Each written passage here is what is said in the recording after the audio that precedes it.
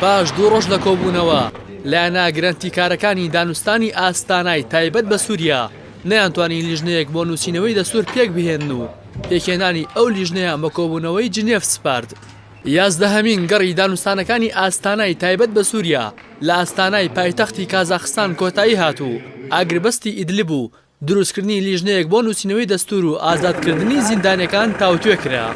ستیڤان دی مستورە نێردەی تایبەتی نەتەوە یەکگرتوەکان بۆ کاروباری سووریا لە بەیاننامەیەکدا پاش کۆتایی هاتنی دانیشتنەکانی ئاستانە ڕایگەیاند.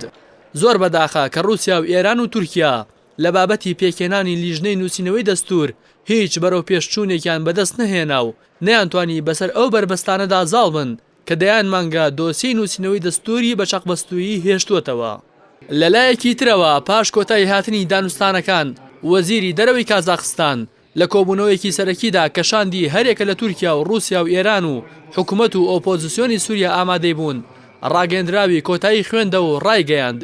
وڵاتانی گەرانتیکار لەسەر پشتیوانیکردنی لایەنە سووریەکان هاوڕا بوون بۆ ئەوەی لە کورتترین ماوەدا کۆمیتەی دەستور لە جنێڤ دروست بکەن.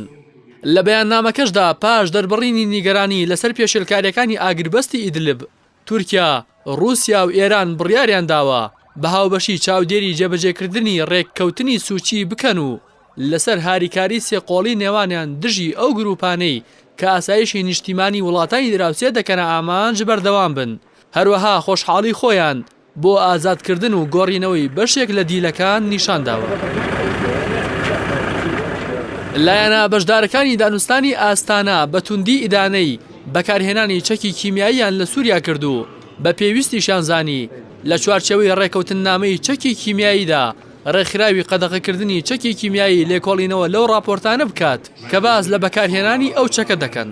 لە ڕاگەیەندراوەکەدا لایەنەکان جەختیان لەسەر پابەندیان بە یەکپارچەی خاکی سووریا و سربەخۆی و سەروەری وڵاتەکە کردووەتەوە و ئاماژەیان بەوە کردووە بەرەنگاربوونەوەی داعش و سەرجەم ئەو کەسانی کە پەیوەندیان بە لیستی تیرۆری ئەنجومەنی ئاسایشی نەتەوە یەکگرتوەکانەوە هەیە درێژەی پێدەدرێت.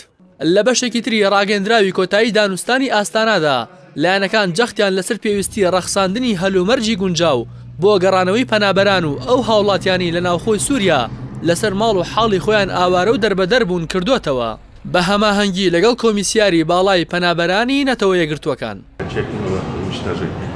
هاوکات نوێنەری تایبەتی سەرۆکی رووسیا ڕەخنەی لە دانانی بنکەی سەربازی ئەمریکا لە سووریا گرت و ڕایگەیاند هەماهەنگی نێوان ئەمریکا و کورد بە شێوەیەکی گشتی هەڕەشە لەسەر یەک پارچەی خاکی سووریا دروست دەکات. سەبارەت بە بەشداری کورد لە دانوستانەکانی قەیرانی سووریا و نووسینەوەی دەستور سەرۆکی شاندی رووسیا لە گفتوگۆکانی ئاستانە وتی بە دڵنیاییەوە رووسیا مەبەستێتی هەموو لایەنەکان لە پرۆسەی نووسینەوەی دەستور ڕۆڵیان هەبێت و لیژنەکان نوێنەری هەموو لایەنەکانی تێدا بێت. کوردیش کە لە سەدانەوە بۆ لە سەدادەی دانیشتوانی سووریا پێک دەهێنن مافی خۆیانە لە لیژنەی نووسینەوەی دەستور نوێنەریان هەبێت. هاوکات بەڕێوەبەرایەتی گشتی فەرمانگەی کۆچی سەر بە وەزارەتی ناوخۆی تورکیا ئاماری پەنابەرە سووریەکانی نێو وڵاتەکەی بڵاو کردەوە و ڕایگەیاند لە ئێستادا 3,597,938 هاوڵاتی سووری لە تورکیا ژیان بەسەر دەبن. دانوستانەکانی ئاستانە لە 23 و 24 کانونی دووەمی 2007 لە نێوان حکوومەت و ئۆپۆزیسیۆنی سووریا بە چاودێری لایەنە گرانتیکارەکانی تورکیا و ئێران و رووسیا لە ئاستانای پایتەختی کازاخستان دەستی پێکردو.